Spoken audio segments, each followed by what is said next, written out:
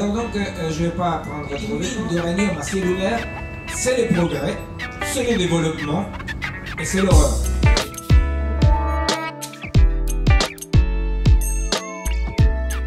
Je pense que c'est à l'image de quelque chose qui commence d'une façon très en surface à se poser comme question. La question, elle est très sérieuse et très profonde, mais comme question des possibilités de changement d'habitude dans la population, changement des modes de production, pour le moment, ça ne fait que commencer d'une façon très en surface à se poser. Alors, ça ne correspond pas à une tendance lourde, non?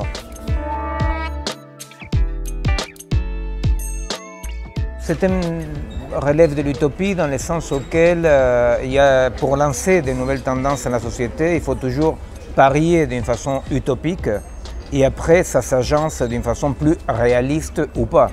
Alors pour le moment, on pourrait dire oui, que quelqu'un qui dit est-ce que ça serait possible de modifier les modes de développement, oui, ça serait une utopie. Mais voilà, c'est-à-dire l'utopie a une fonction réelle qui est de lancer, être moteur d'une problématique.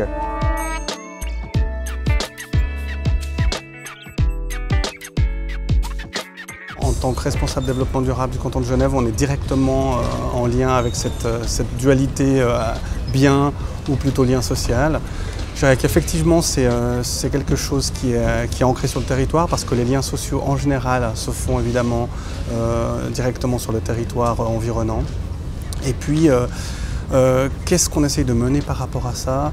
On travaille sur la consommation responsable notamment, donc l'idée c'est justement de montrer aux gens que dans le fond, le développement durable, comme vous le savez, c'est les biens essentiels et que les biens essentiels, dans le fond, c'est peut-être pas toujours des biens matériels, ou même pas souvent d'ailleurs, à part les premiers biens essentiels. Et donc d'essayer de travailler sur cette notion de besoin avec eux, même si c'est pas toujours facile.